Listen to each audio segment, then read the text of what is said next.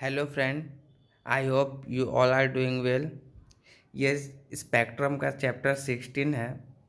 Non cooperation movement and खिलाफत आंदोलन का ये चैप्टर है। ये आज हम लोग स्पेक्ट्रम का ये चैप्टर फुल डिस्कस करेंगे, प्लस इम्पॉर्टेंट पॉइंट भी देखेंगे। उसके पहले कि हम लोग इस चैप्टर में आगे बढ़े, अगर आप मेरे चैनल में न्यू हैं तो प्लीज़ मेरे चैनल को सब्सक्राइब कीजिए, सिविल एस्पिरेंट विद नरेंद्र को।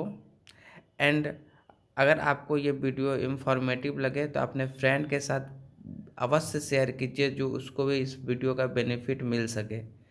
सो चलिए इस चैनल वीडियो को स्टार्ट करते हैं। हम लोग देखते हैं कि नॉन कोऑपरेटिव मूवमेंट और खिलाफत मूवमेंट में क्या क्या चल रहा था और क्या क्या हुआ था। Let's start. 19 से 1922 तक जो ब्रिटिश थे उनके खिलाफ दो मास मूवमेंट हुए, खिलाफत और नॉन कॉपरेशन। ये दोनों एक ही में हुए, दोनों आपस में जो थे मिल गए। ये जो थे सेपरेट इश्यूज से इमर्ज हुए थे, सेपरेट इश्यूज के चलते इमर्ज हुए थे, लेकिन एक कॉमन इन्होंने प्रोग्राम अपनाया नॉन वायलेंट और नॉन कॉपरेशन का, अहिंसक और असहयोग। तो ये इन्होंने तरीका अपनाया। इसकी पृष्ठभूमि देखते हैं क्या थी, बैकग्राउंड टू द मूवमेंट। देखिए, economic situation of the country जो पोस्ट वॉर ईयर्स हैं, हार्डशिप, इकोनॉमिक हार्डशिप, इन्फ्लेशन, तमाम चीजें घेर लेती हैं जब युद्ध के बाद के समय होता है, तो उससे समस्या क्रिएट। और रॉलेट एक्ट इतना जो है बेकार एक्ट था उस टाइम का, काफी मिसयूज हुआ इसका, तमाम क्रांतिकारी लीडर्स को गिरफ्तार किया गया इसके चलते। और एक पार्शियल एक्ट था प्रिवेंटिव डिटेंशन का। देखिए, डिटेंशन दो तरीके की होती है, एक प्यूनिटिव, एक प्रिवेंटिव। तो जो ये रॉलेट एक्ट था वो प्रिवेंटिव डिटेंशन करता था। प्रिवेंटिव डिटेंशन मतलब कि शक के आधार पर पकड़ता था। और प्यूनिटिव डिटेंशन क्या होती है? प्यूनिटिव डिटेंशन होती है अगर कोई आपने क्राइम किया है, किसी आप चीज में लिप्त हैं, किसी रूल को तोड़ा है, क्राइम में लिप्त हैं, तो उसके बाद जो आरोप लगता है, मुकदमा चलता है, उसके आधार पर गिरफ्तार करने को बोलते हैं प्यूनिटिव डिटेंशन। और प्रिवेंटिव डिटेंशन किसको बोलते हैं? शक के आधार पर गिरफ्तार करने को। तो रॉलेट एक्ट जो था वो शक के आधार पर गिरफ्तार करने वाला प्रिवेंटिव डिटेंशन था। तो इसका काफी विरोध हुआ। और उसके बाद जो बहुत ज्यादा निंदनीय घटना हुई, जलियांवाला बाग जो नरसंहार हुआ, उसने काफी झकझोर दिया। तमाम लोगों ने अंग्रेज सरकार के विरुद्ध अपने अपने तरीके से विरोध जताया। कई लोगों ने अपनी उपाधियां जो थी ठुकरा दी। तो यही सब चीजें हुई थी उस टाइम पे। गुस्सा बढ़ रहा था, आंदोलन के लिए पृष्ठभूमि तैयार हो रही थी। जनरल जो डायर है, कल्प्रिट डायर, उसके खिलाफ कोई एक्शन नहीं लिया गया। कमीशन बैठा ला गया, इंक्वायरी बैठा ली, इंक्वायरी ने वो बात खाली कंडेम कर दिया। अगर कंडेमिंग करना था तो इंक्वायरी क्यों बैठा लिया आपने? जनरल डायर का बयान सुन लिया, उसमें बहुत आक्रामक उसने बयान दिया कि बिल्कुल मैंने सही किया है। और कमेटी ने बोला मानवीय कृत्य है, उसको कंडेम कर दिया। फिर उसको वापस इंग्लैंड बुला लिया गया, पेंशन पे वो अपना रहता रहा। वो तो उधम सिंह ने उसको सजा दे दी उसके कृत्य की 21 साल बाद। नो, हाँ, अनसेटिस्फैक्ट्री मॉन्टेग्यू चेम्स फॉर रिफॉर्म। तो ये जो रिफॉर्म आए थे, मॉन्टेग्यू मॉन्ट फॉर रिफॉर्म के नाम से हम जिसको बोलते हैं, 1919 के, वो अनसेटिस्फैक्ट्री थे, वो संतुष्ट नहीं कर पाए। अलग अलग जो सेक्शन थे वो उससे संतुष्ट नहीं थे और गुस्सा बढ़ा। 1916 का लखनऊ पैक्ट, पिछले चैप्टर में मैं बताया 1916 में दो जो सेशन हुआ था उसमें दो इंपॉर्टेंट इवेंट हुए थे। एक इवेंट ये हुआ था कि मॉडरेट और एक्सट्रीमिस्ट मिल गए थे। एक इवेंट ये हुआ था कि जो आपके मुस्लिम लीग है और कांग्रेस है वो कॉपरेशन में आ गए थे, सहयोग में आ गए थे। जबकि मुस्लिम लीग एक एंटी कांग्रेस फ्रंट के रूप में उभरा था, लेकिन अभी सहयोग में आ गया। तो उससे दोनों के बीच जो था सहयोग बढ़ा, हिंदू मुस्लिम यूनिटी बढ़ी। और फिर जो खिलाफत मूवमेंट था वो एक्चुअली मुस्लिम्स का मूवमेंट था। और असहयोग आंदोलन जो था वो एक जनरल मूवमेंट था एंटी ब्रिटिश फीलिंग के खिलाफ, एंटी ब्रिटिश फीलिंग के मतलब तहत, ठीक है, ब्रिटिशर्स के खिलाफ। तो वो आपस में मिल गए क्योंकि एक कॉमन कास्ट था, दोनों का एक कॉमन कॉज था। ठीक, खिलाफत इशू था क्या एक्चुअल में? मुस्लिम जो थे, जो टर्की का सुल्तान था, उसको रिलीजियस हेड कंसीडर करते थे। जो ऑटोमन एम्पायर था उसको रिलीजियस, उसके जो सुल्तान को रिलीजियस हेड कंसीडर करते थे, खलीफा। वर्ल्ड वॉर के बाद क्या हुआ, जो ब्रिटिश थे उन्होंने खलीफा को पावर से हटा दिया। मुस्लिम इससे नाखुश हुए और उन्होंने खिलाफत मूवमेंट स्टार्ट कर दिया। कई जगह के मुस्लिम नाखुश हुए, हिंदुस्तान के भी नाखुश हुए, उन्होंने खिलाफत मूवमेंट स्टार्ट कर दिया और ब्रिटिश को बोला कि उनकी जो अथॉरिटी है, खलीफा का पद है, उनको वापस दे दीजिए और उनको रिस्टोर कर दीजिए एज ए खलीफ ऑफ इस्लाम। तो इसलिए ये आंदोलन हुआ था।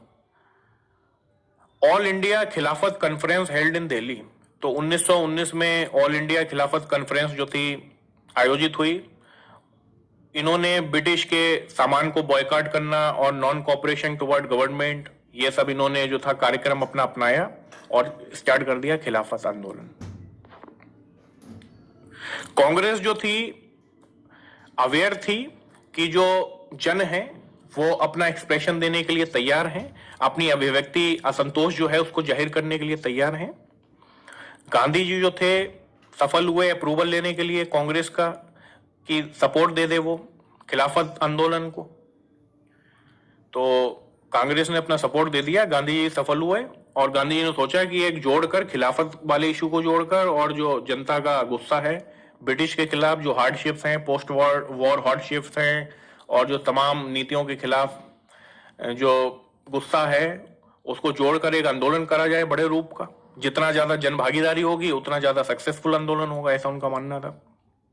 तो इसने फिर इंडिया जो भागीदारी हुई थी खिलाफत की और असहयोग की आंदोलन की, तो उसने फिर यूनिटी भी बढ़ाई, हिंदू मुस्लिम यूनिटी बढ़ाई, दोनों को करीब लाया और फिर दोनों ने मिलकर आंदोलन किया।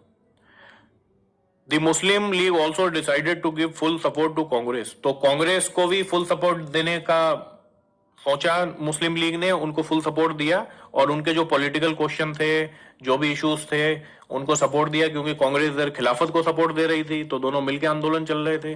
तो मुस्लिम लीग ने भी उनको पूरा सपोर्ट दिया, कांग्रेस को, उनके क्वेश्चंस पे, उनके पॉलिटिकल इश्यूज पे। सितंबर 1920 at a special session held in Calcutta. तो कलकत्ता में एक स्पेशल अधिवेशन हुआ, उसमें कांग्रेस ने असहयोग कार्यक्रम को मंजूरी दे दी। तो फाइनली कांग्रेस और खिलाफत वाला आंदोलन जो था साथ आ गए और स्वराज की स्थापना की जाने तक और खिलाफत की जो मांग है वो जब तक पूरी नहीं हो जाती तब तक ये आंदोलन चलेगा। तो दोनों मिलकर चलने लगे, कांग्रेस वाला असहयोग और खिलाफत। टेक्निक क्या क्या यूज करी गई? Boycott of government school, laws, college, court, municipalities, government services, foreign cloth, liquor, और स्कूल बनाए जाने लगे, राष्ट्रीय स्कूल। विदेशी स्कूल जो थे, फॉरेन स्कूल जो विदेशी ब्रिटिश द्वारा स्थापित किए गए थे, उनका बॉयकॉट किया गया। खादी के यूज को बढ़ावा दिया गया। यदि इतने में काम नहीं चलता है तो सेकंड स्टेज तय की गई कि फिर सिविल डिसओबीडियंस भी करा जाएगा, सविनय अवज्ञा करी जाएगी, जिसमें टैक्सेस का पेमेंट नहीं किया जाएगा। जो टैक्सेस दिए जाते हैं उनको भी पे करना बंद कर दिया जाएगा। ये सेकंड स्टेज के लिए रखा गई थी तकनीक। Spread of the movement, Gandhi ने पूरा देशव्यापी दौरा किया अली बंधुओं के साथ। Thousand of student left government schools. तो हजारों की संख्या में स्टूडेंट, छात्रों ने स्कूल को छोड़ दिया, गवर्नमेंट स्कूल को, कॉलेजेस को, और 1800 जो नेशनल स्कूल और कॉलेज खुले थे, 800 सॉरी, उनको ज्वाइन किया। ठीक है, नेशनल स्कूल को ज्वाइन किया, गवर्नमेंट स्कूल को छोड़ दिया। गांधी जी उधर दौरा कर रहे थे अली बंधुओं के संग, स्प्रेड कर रहे थे, विचार फैला रहे थे, एंटी ब्रिटिश फीलिंग स्प्रेड कर रहे थे और अपने अपने अपने तरीके से प्रॉपरली अहिंसात्मक तरीके से आंदोलन को बढ़ावा देने के लिए प्रेरित कर रहे थे लोगों को। कई लॉयर्स ने प्रैक्टिस छोड़ दी, जैसे मोतीलाल नेहरू बहुत बड़े लॉयर थे उस टाइम के। बहुत माने हुए lawyer, Jawaharlal Nehru, C R Das, C Rajagopalachari, Saifuddin Kitchlew, Vallabh Bhai Patel, इन सारों ने प्रैक्टिस छोड़ दी। कई फॉरेन क्लॉथ के ढेर जलाए गए अलग अलग जगहों पर। पिकेटिंग ऑफ शॉप्स, पिकेटिंग क्या होती है, जो हाथों से मिला मिलाकर एक चेन बना ली जाती है और कोई शराब की दुकानों की घेराबंदी कर दी जाती है कि लोगों को जाने नहीं दिया जाता, तो उसको पिकेटिंग बोलते हैं। तो वो फॉरेन जो लिकर थी, उनकी जो दुकानें थी, उसके बाहर पिकेटिंग की गई। 1921 जुलाई में Ali brother gave a call to Muslim to resign from army. तो अली ब्रदर ने मुस्लिम्स को बोला कि आप आर्मी से भी रिजाइन कर दीजिए, क्योंकि ये अनरिलीजियस है, अधार्मिक है, आपकी जो है धार्मिक भावनाएं आहत करती है। आसाम में क्या हुआ, स्ट्राइक हुई, जो टी बगान है, चाय बगान है, वहां पे spirit of defiance and unrest gave to many local struggle. तो अवज्ञा की भावना, अशांति ने कई स्थानों पर संघर्ष को जन्म दिया, जैसे अवध किसान आंदोलन, ईका आंदोलन, मपिला विद्रोह, सिख आंदोलन। तो ये जो सब थे आंदोलन हुए रीजनल बेसिस पे, जब ये असहयोग आंदोलन चल रहा था, खिलाफत असहयोग, तो रीजनल बेसिस पे भी आंदोलन हुए। पीपल रिस्पांस, जन प्रतिक्रिया। मध्यम वर्ग, मध्यम वर्ग के जो लोग हैं शुरुआत में आंदोलन का नेतृत्व कर रहे थे, लेकिन बाद में ये गांधी जी के कार्यक्रम के बारे में बहुत स्पष्ट नहीं थे कि क्या करना है एक्चुअल, क्या नहीं करना है। सरकारी सेवा से त्याग पत्र, उपाधियों के त्याग पत्र आदि की प्रतिक्रिया को इन्होंने गंभीरता से नहीं लिया, ये सीरियसनेस से नहीं लिया कि वास्तव में ये बहुत सीरियस हिस्सा है, मतलब आंदोलन का, कि स्कूल, गवर्नमेंट स्कूल छोड़ दीजिए, उपाधियां त्याग दीजिए और अपने पद से त्याग कर दीजिए, वकालत छोड़ दीजिए, या कोई भी ऑफिशियल पोस्ट से हैं वो छोड़ दीजिए। तो ये सबको सीरियस नहीं लिया गया मिडिल वर्ग के द्वारा। बिजनेस क्लास, आर्थिक बहिष्कार को भारतीय व्यापार समूह से समर्थन मिला, जो व्यापारिक समूह है भारतीय, उसे समर्थन मिला, लेकिन जो बहुत बड़े व्यापारी थे उन्होंने समर्थन नहीं दिया, क्योंकि वो भ्रमित थे कि श्रमिक अशांति हो जाएगी, जब ये हो जाएगा तो फिर उनके जो बिजनेस हैं उसमें प्रॉब्लम क्रिएट हो जाएगी, जो भी मैन्युफैक्चरिंग यूनिट्स हैं, जो भी कुछ हैं, जब श्रमिक हड़ताल पे चले जाएंगे अशांति हो जाएगी। पीजेंट जो थे, बहुत ज्यादा मैसिव पार्टिसिपेशन, व्यापक भागीदारी आई है पीजेंट की तरफ सबसे ज्यादा। छात्र जो थे, छात्र आंदोलन में सक्रिय बने, स्वयंसेवक रहे, उन्होंने हजारों की संख्या में सरकारी स्कूल कॉलेज को छोड़ दिया, जैसे मैंने पहले बताया, तमाम राष्ट्रीय स्कूल कॉलेज ज्वाइन किए, national school college, Indian. Women active part लिया इन्होंने, पर्दा की जो प्रैक्टिस थी उसको त्यागा। Offered their ornament for Tilak fund, अपने जो ऑर्नामेंट हैं उनको बेच दिया। हिंदू मुस्लिम यूनिटी, तो ये इस आंदोलन का एक बहुत महत्वपूर्ण हिस्सा थी। ब्रिटिश लगातार कोशिश कर रहे थे कम्युनल राइट कराने की, तोड़ने की, लेकिन इस टाइम पे ऐसी परिस्थितियां बन गई थी एंटी ब्रिटिश कि मुस्लिम हिंदू एक हो गए थे। जो भी उनकी डिवाइड एंड रूल की पॉलिसी थी उस पर वो लगातार काम करते जा रहे थे, चाहे सेपरेट बंगाल का विभाजन हो, चाहे सेपरेट इलेक्टोरेट हो, तमाम ऐसी चीजें वो करते जा रहे थे। लेकिन अभी परिस्थितियां ऐसी बन गई कि आंदोलन बिल्कुल तैयार था और यूनिटी बिल्कुल तैयार थी हिंदू मुस्लिम की। कहीं कहीं जगह तो ऐसा हुआ कि मुस्लिम जो थे ज्यादा संख्या में गिरफ्तार हुए हिंदुओं के मुकाबले। Even at some places Muslim were 2/3 of total arrested people. जो मुस्लिम थे 2/3 थे टोटल अरेस्टेड पीपल के, तो इतना ज्यादा भागीदारी थी। Gandhi ji was allowed to address the meeting of Muslim women. तो उस टाइम पे देखिए क्या होता था कि अगर आपको जो मुस्लिम वीमेन है उनको कोई भाषण देना है, कोई अपना विचार उनके समक्ष रखना है, तो वो अगर कोई मेल है तो वो आंखों पे पट्टी बांध कर रखता था। लेकिन गांधी जी को ये अलाउ कर दिया गया कि आप बिना नेक्ड आइज से आप दे सकते हैं, कोई प्रॉब्लम नहीं है। तो ऐसा अलाउ कर दिया गया गांधी जी को, और उन्होंने खूब जो थे भाषण दिए, खूब विचारों को फैलाया। तो ये सब यूनिटी का प्रतीक था। उस टाइम पे यूनिटी बड़ी हुई थी। गवर्नमेंट रिस्पॉन्स बातें हुई गांधी जी और वाइसरायस के बीच जो था उस टाइम पे, लेकिन फेल हो गई, किसी कंक्लूजन पे नहीं पहुंच पाई। और फिर गवर्नमेंट जो थी रिप्रेशन पे आ गई, उसको दबाने पे आ गई। वॉलंटियर कॉर्प्स वर डिक्लेयर्ड इलीगल, जो स्वयंसेवक बाहिनी थी उनको इलीगल घोषित कर दिया गया। सार्वजनिक सभाओं पर प्रतिबंध लगा दिया गया। प्रेस पर नियंत्रण, कोई भी आंदोलन होता है प्रेस की तरफ रुख पहले होता है, क्योंकि प्रेस जो है विचारों को फैलाने के लिए बहुत महत्वपूर्ण भूमिका निभाती है। गांधी जी को छोड़कर अधिकांश नेता गिरफ्तार हो गए थे। 1 फरवरी 1922 को गांधी जी ने थ्रेटन किया कि वो सविनय अवज्ञा लॉन्च कर देंगे। ये बरदौली से उन्होंने इसको धमकी दी थी, इसको थ्रेटन किया था सरकार को कि यदि आप जो है मांग को नहीं कबूलते हैं तो हम सिविल डिसओबीडियंस को लागू कर देंगे। क्या मांग थी? पॉलिटिकल प्रिजनर नहीं रिलीज किए जाते हैं तुरंत, और प्रेस कंट्रोल नहीं हटाया जाता है। तो हम जो है, ये त्वरित मांग थी उस टाइम जब आंदोलन चल रहा था, तो हम सविनय अवज्ञा स्टार्ट कर देंगे। चौरी चौरा इंसिडेंट हो गया। ये दुर्भाग्य था इस आंदोलन के लिए, अच्छा खासा चल रहा था, लेकिन ये बीच में एक इवेंट हो गया जिससे आहत होकर गांधी जी ने इसको वापस ले लिया। चौरी चौरा हादसा 5 फरवरी 1922।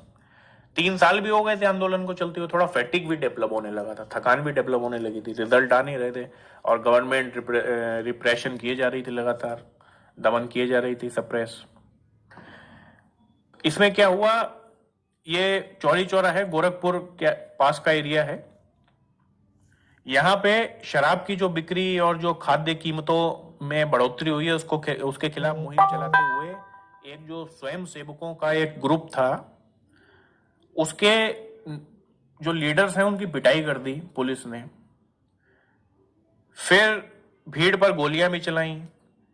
इतने में भीड़ भी जो थी उत्साहित हो गई और उसने वायलेंट नेचर अपना लिया। अभी तक तो वो अहिंसात्मक तरीके से विरोध हो रहा था, लेकिन जब पुलिस ने रिप्रेसिव नीतियां अपनाई, पॉलिसी अपनाई, मतलब दमन करना प्रारंभ किया उनका गोलियों के थ्रू और मारपीट के थ्रू, हिंसा के थ्रू, तो इन्होंने भी बदले में जो था रिटेलिएट किया उनको।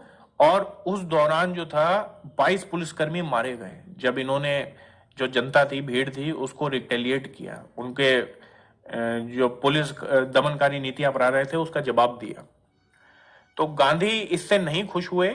उन्होंने हिंसक प्रवृत्ति को कंडेम किया, जो भी ये कांड हुआ था, और उन्होंने आंदोलन वापस लेने की घोषणा कर दी। हालांकि कुछ जो एमिनेंट दूसरे लीडर्स थे उस टाइम के, उन्होंने बोला गांधी जी को कि ये घटना हो गई, ये निंदनीय है, कंडेम हम भी करते हैं, लेकिन आप आंदोलन वापस मत लीजिए, इतनी मेहनत से हुआ है। लेकिन गांधी जी बहुत आहत हुए, क्योंकि वो नॉन वायलेंस के बहुत परम भक्त थे। नॉन वायलेंस जो है, अहिंसा है, वो उनके विचारों का एक पिलर था। सत्य और अहिंसा, उनके विचार जो थे उस पर टिके हुए थे, सबसे पहले सत्य और अहिंसा पर। लेकिन ये जो घटना हो गई, इससे गांधी जी बहुत आहत हुए। The central theme of agitation, खिलाफत क्वेश्चन ऑल्सो डिसअपियर्ड। तो जो सेंट्रल थीम था आंदोलन का, खिलाफत का प्रश्न, वो भी डिसिपेट हो गया। कैसे? 1922 नवंबर में तुर्की के जो लोग थे, मुस्तफा कमाल पाशा के नेतृत्व में, राजनीतिक सत्ता से सुल्तान को हटा दिया उन्होंने। तुर्की में मुस्तफा कमाल पाशा की लीडरशिप में सुल्तान हट गया और यूरोपीय शैली के तर्ज पर एक सेक्युलर स्टेट डेवलप हुई। तो अभी मुसलमानों ने सोचा, मुस्लिम ने सोचा कि जब तुर्की के लोग ही उसको हटा रहे हैं, नेतृत्व में एक सेक्युलर स्टेट बना रहे हैं, तो फिर वो क्वेश्चन ही नहीं रहता है कुछ भी।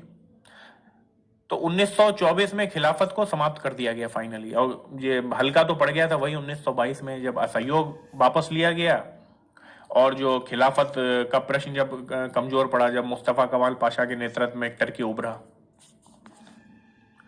इवैल्यूएशन ऑफ खिलाफत नॉन कॉपरेशन मूवमेंट, खिलाफत असहयोग आंदोलन का मूल्यांकन देख लेते हैं। This movement brought the urban Muslim into national movement. तो देखिए इस मूवमेंट ने क्या किया, जो अर्बन मुस्लिम है उसको इंडक्ट किया नेशनल मूवमेंट में, राष्ट्रीय आंदोलन में, राष्ट्रवाद की भावना का भी प्रसार किया। लेकिन एक प्रॉब्लम थी, जो नेशनल लीडर थे वो फेल हो गए to raise religious political consciousness of Muslim to a level of secular political consciousness. मतलब उनमें एक रिलीजियस इशू के तहत ये आंदोलन जन्मा था और इसके तहत ही उन्होंने भाग लिया था। जो एंटी ब्रिटिश फीलिंग थी वो एक सेक्युलर नेचर की नहीं थी, उसके पीछे एक कारण था एंटी ब्रिटिश फीलिंग के, रिलीजियन कारण था, जो एक तुर्की का जो सुल्तान को हटा दिया था। ये कोई सेक्युलर कॉज के लिए नहीं हुआ था। तो ये जो रिलीजियस बैकग्राउंड था, मतलब उसको कन्वर्ट नहीं कर पाए, जो सेक्युलर पॉलिटिकल कॉन्शियसनेस में नहीं कन्वर्ट कर पाए, sorry. With the non cooperation movement nationalist sentiment reached every नुक एंड कॉर्नर। तो इस आंदोलन के दौरान, क्योंकि 3 साल तक आंदोलन चला और काफी बड़ी इंटेंसिटी में चला ये, तो नेशनलिस्ट सेंटिमेंट जो थे हर गली नुक्कड़ में पहुंच गए थे, हर कोने में पहुंच गए थे। Artisans, peasant, student, urban poor, women, trader, सबके पास पहुंच गए थे, सब भाग भी लिए थे इसमें। कॉलोनियल रूल की जो अजेयता है, इनविंसिबिलिटी है, उसको भी चैलेंज किया सत्याग्रह ने इस वाले, जो ये खिलाफत असहयोग आंदोलन था। The movement was also showing shine of fatigue. तो जैसा मैं बताया 3 साल हो चुके थे, उतना एक्सपेक्टेड रिजल्ट भी नहीं निकला, तो इसके चक्कर में आंदोलन में थकान आना प्रारंभ हो गई। जो लोग भाग लिए थे लंबे टाइम तक, 3 साल बहुत लंबा समय होता है, उसी इंटेंसिटी पे आंदोलन को जारी रखना जिस पे ये स्टार्ट हुआ था, उसी तीव्रता पे जारी रखना, कि जिस टाइम जो इंटेंसिटी स्टार्टिंग के टाइम थी और उसके कुछ समय बाद थी, उतनी 3 साल बाद उस जारी रखना, ये प्रैक्टिकली पॉसिबल भी नहीं है। लेकिन चलता रहा ये, और एक त्वरित घटना हो गई, चौरी चौरा कांड, उसमें गांधी जी ने वापस ले लिया। लेकिन कुछ पॉजिटिव पॉइंट ऑफ व्यू हैं इसके, कुछ पॉजिटिव इंपैक्ट डाल के गया है। जैसे मैंने बताया, कोई भी आंदोलन हो कुछ ना कुछ पॉजिटिव देके जाता है। Swarajist, socialist ideas, revolutionary activities and other new forces. स्वराजी समाजवादी विचार, क्रांतिकारी गतिविधियां और अन्य नवीन शक्तियों का उदय। तो इसमें हमें पढ़ना है स्वराजिस्ट का उदय, सोशलिस्ट आइडियाज। सोशलिस्ट जो थे काफी प्रेरित थे जो रशियन क्रांति थी उससे। रिवॉल्यूशनरी एक्टिविटीज, जो क्रांतिकारी गतिविधियां सेकंड फेज की थी, पहली फेज की तो हम लोगों ने पढ़ ली। हेलो फ्रेंड, आई होप कि आपको ये वीडियो अच्छा लगा होगा। अगर अच्छा लगा तो इस वीडियो को लाइक कीजिए और मेरे चैनल को सब्सक्राइब कीजिए, सिविल एस्पिरेंट विद नरेंद्र को, और अपने फ्रेंडों के साथ शेयर कीजिए जो उनको भी इस वीडियो का लाभ मिल सके। चलिए अब हम लोग मिलते हैं नेक्स्ट चैप्टर में, चैप्टर 17 में। चलिए, थैंक यू।